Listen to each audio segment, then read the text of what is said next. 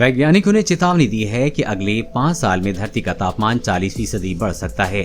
इससे गर्मी के पिछले सारे रिकॉर्ड टूट जाएंगे, साथ ही पेरिस पर्यावरण समझौते के तहत किए गए कामों की धज्जियां उड़ जाएंगी।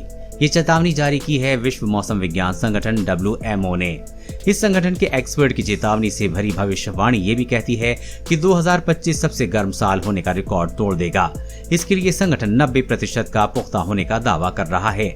विश्व मौसम विज्ञान संगठन ने अगले 5 सालों में दुनिया भर में होने वाले मौसमी परिवर्तन की भविष्यवाणी की है।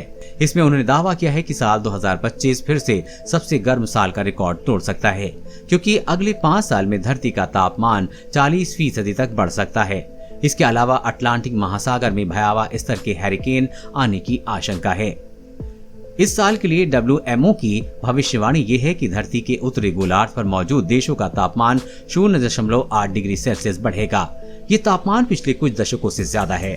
अमेरिका के दक्षिण पश्चिम में चल रहा सूखा अभी लगातार इसी स्थिति में रहेगा, यानी कि धरती के उत्तरी गोलार्ध के देश, जिसमें अधिकतर महाद्वीप आते हैं, वो इस साल औसत से ज्यादा तापमान बर्दाश्त करेंगे। WMO ने अपनी रिपोर्ट में बताया है कि अगले 5 सालों में भी किसी एक साल का तापमान औद्योगिक काल की तुलना में 1.5 डिग्री सेल्सियस ज्यादा रहेगा। इस मामले में पेरिस पर्यावरण समझौते के तहत ग्लोबल वार्मिंग कम करने के सारे प्रयासों की धज्जियां उड़ सकती हैं। इस समय दुनिया औद्योगिक काल की तुलना में 1.2 डिग्री सेल्सियस ज्यादा गर्म है। पिछले साल इसी संगठन ने 40% के बजाय 20% ज्यादा गर्म होने की भविष्यवाणी की थी।